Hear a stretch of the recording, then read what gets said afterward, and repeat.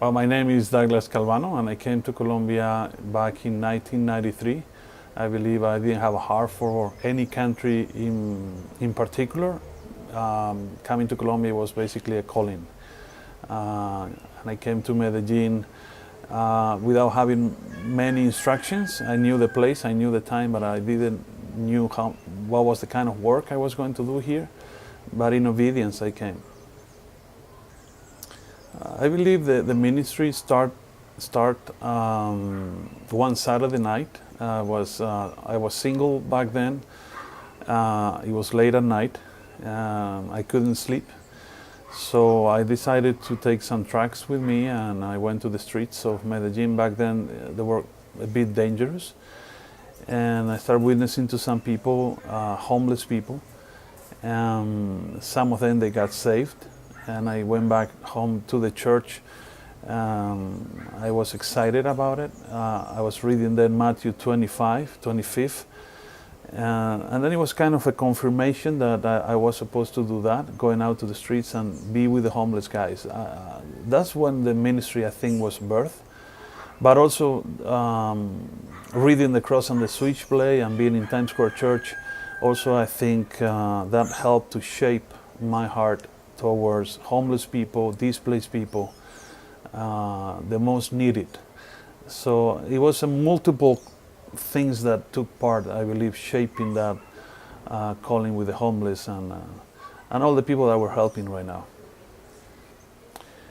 The ministry at the beginning wasn't growing much. It was a slow process. We didn't have finances, we didn't have workers, we didn't have contacts, but it was growing. It was growing little by little.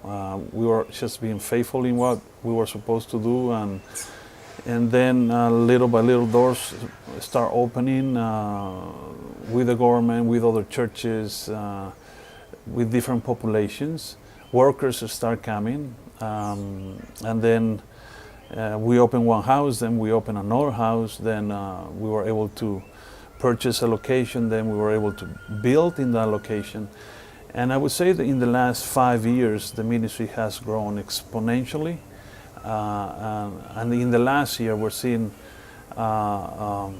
much larger growth, which is a humbling experience. But we're also happy and glad that God is considering us faithful to do what we're doing. But if you ask me if we have any techniques or any formulas to grow, I say no. This is God's blessing from the very beginning. I think we're going to continue doing what we're doing. We're going to continue targeting populations that they have a great need here in Medellin, but also we believe that this is something that can be multiplied in other cities and places as we raise up the next generation of people here. So there is a potential of growing. And what I'm saying, a potential of growing is not a personal ambition. It's basically the need is so much all over the place that I believe this type of ministry is a perfect fit to take God's love and help to people that they don't have any hope. The DNA of the ministry, it may sound funny, but I do believe that this is a ministry for hippies, Christian hippies, people that are really informal, people that are down to earth, people that they are willing to serve, they are willing to connect. We really pay attention to the pulpit ministry, to the preaching, to the messages, but we do also believe that much of what we do is just serving people, feeding people, clothing people. We do much of what we do inside the walls, inside the buildings. There is a book written by Robert Coleman. He speaks about the master plan of evangelism. And he's basically saying that that's the way we need to reach out to people, spending time with them, the way Jesus did it, eating with them, sleeping with them, spending time with them as much as we can. That's the way we do ministry. I always say that with one hand we worship God, with the other hand we serve people. This is a home, a place for second chances, third chances for people. We always work with guilty people. We work with people that no one else wants to work with. And we try to be a home and a refuge for them.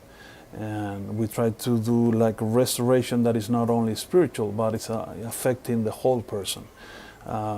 Training them for job skills and providing jobs for them. Working in the health area as well. So we're trying to reflect that Bible verse when Jesus says that he went around doing good and healing all of them that were oppressed by the devil. The spiritual and the practical part of the ministry is here. I would say 50-50. Well, the project expansion is because we are already full. Like Luke 14 says, the house of God is full, and the building we have is full of people, full of programs. We need more space. We need more space for volunteers, for practitioners, for missionaries. Also, we need more space to do clinics. We need more space for homeschooling. We need more space for the church. So we need to grow also in the new facility, and also include some other populations that are not included in the actual building. So we believe that we need to provide more space. Well, we have needs of good workers, hippie workers, Christian workers, volunteers that they have any good skills that they want to invest in this ministry. We have obviously always financial needs, prayer all the time, protection. As we grow, we don't want pride to come in the way. So we do want to be faithful to what God placed in our hearts from the very beginning. We need right now prayer just to raise the next generation, because I'm already over 50, and I guess I'll be around for another 15 years, God's willing, and then we need to give this up to another generation. I just want to honor Pastor David Wilkerson. I was confused. I didn't have direction for my life, and I read the cross on the switchblade, and then I went to Times Square Church. And that was basically the beginning of my second life. So I want to honor him. I want to honor the obedience of these men. And also I want to honor all the workers. The key of a successful ministry is not just the head, but also those that are working behind the scenes. We have been blessed in this ministry with excellent workers like Rebecca, like Harry, and many others. So I want to give thanks to God for that. Little by little, people are coming to us, and when I'm saying people are coming to us, it's not because we are doing something better than them. It's just the way God is doing things. That's another mark of our DNA. We are leaders that are introvert. So God is bringing people to us, like the same way that God was sending people to David in the Old Testament.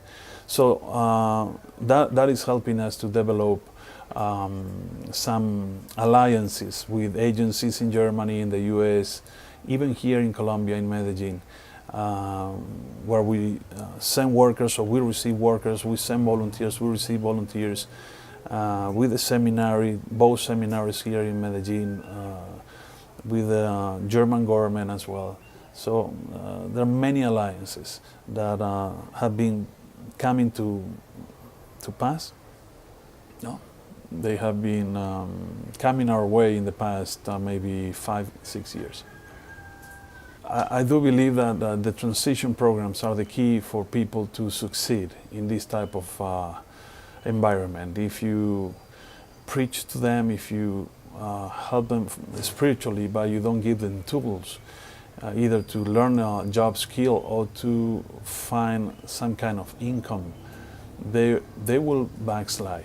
So we do want to create small businesses. We're doing that already, so we can help people transition to a normal life, to be able to provide for their families, to be Christians on Sundays in the church, but also to be, why not, business people for the kingdom during the week. Well, the reason why we want to do water treatment in the new building and why we want to have solar panels is just basically It has an environmental aspect of it, but also there is a financial aspect of it. We do want to, whatever money we save in utilities, whatever money we save in expenses, we can invest in people. So we do want to have a building that is cost efficient. So we already have solar panels on the old building, but we're going to do water treatment and solar panels on the new building. So every penny we save, we invest in people. Well, one thing is using resources wisely. Another thing is opening the ministry to volunteers and missionaries that they want to come and serve, so we don't spend much money in salaries. Another thing is just to be creative and trusting God. Like, for example, many years ago, the telephone company came to rent our roof. So that was a blessing. That is helping us to be self-sufficient. So many things, like the bakery, many operations we have, we try to always be good stewards of what we have. And I believe once you do that, when you're faithful in that, then God will bless it in many other ways. So, and also the church is growing, and the church is helping financially the ministry. So we're seeing also that blessing.